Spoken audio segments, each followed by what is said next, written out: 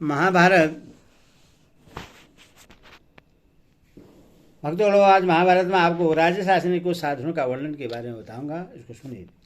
भीष्म जी बोले, युधिष्ठिर, यह प्रजा पालन समझ धर्म का सार है। भगवान विष्णु जी भी इस न्यायानुकूल धर्म की प्रश्न करते हैं। उनके सिवा भगवान विशालाक्ष, तपस्वी, शुक्राचार्य, इंद्र, दक्ष, मनु, भरद्वाज, मुनिवर, गौर, शिरा और राज धर्म की रचना करने वाले अन्याय वेदवादियों ने भी प्रजा पालन की ही प्रशंसा की है। अब मैं तुम्हें राजाओं के कुछ साधन सुनाता हूँ। गुप्तचर जासूस रखना, दूसरे राष्ट्र में अपने प्रतिनिधि राजदूत नियुक्त करना, समय पर वेतन और भत्ता देना, युक्ति के साथ कर लेना, अन्याय से ही प्रजा को न चूसना, सत्पुरुषों से मेल करना, वीरता, कार्यकुशलता, सत्य, प्रजा का हित चिंतन, सत्पुरुषों को न त्यागना, कुलीन मनुष्यों को पास रखकर संग्रह योग्य धन आदि को जमा करना, बुद्धिमानों को अपना सहायक बनाना, सेना को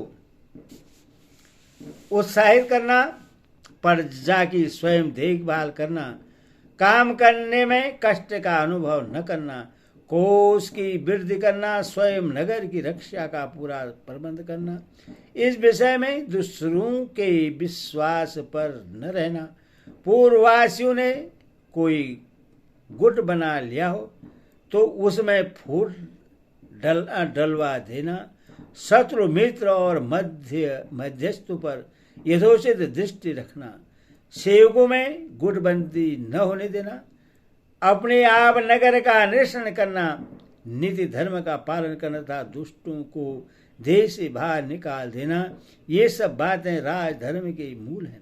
बलवान पुरुष को अपने दुर्बल शत्रुओं को भी छोटा न समझना चाहिए। आग थोड़ी सी हो तो भी जला डालती है और विष बहुत कम मात्रा में हो तो भी मार डालता है।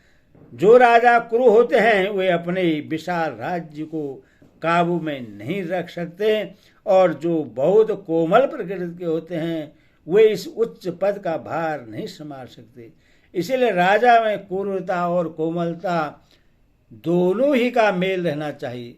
युधिष्ठिर, यह मैंने तुम्हें थोड़ा सा राजधर्म सुना है। अब तुम्हें जिस बात में संदेह हो वह पूछ लो। भीष्म जी कहते हैं, राजन, भीष्म जी का वक्तव्य सुनकर भगवान व्यास, देवस्थान, असंग, वासुदेव, कृप, सात्विक और संजय बड़े प्रश्न हुए और बहुत अच्छा कहकर उनकी प्रशंसा करने लगे। फिर कुरुश्रेष्ठ युधिष्ठिर ने नेत्रों में जल भरकर उनके चरण छुए और कहा, दादाजी, अब सूर्य अस्त होने वाला है, इसीलिए मैं कल आपसे अपना संदेह पूछूंगा। इसके बाद श्री कृष्ण, कृपाचार्य और युधिष्ठिर आदि पांडवों ने ब्राह्मणों को नमस्कार कर भीष्म जी की परिक्रमा की और फिर रथों पर सवार हो धृष्टदंती नदी के तीर पर आए। वहां स्नान, तर्पण, संध्योपासना और जपादि से निवृत्त हुए हस्तिनापुर को चले आए।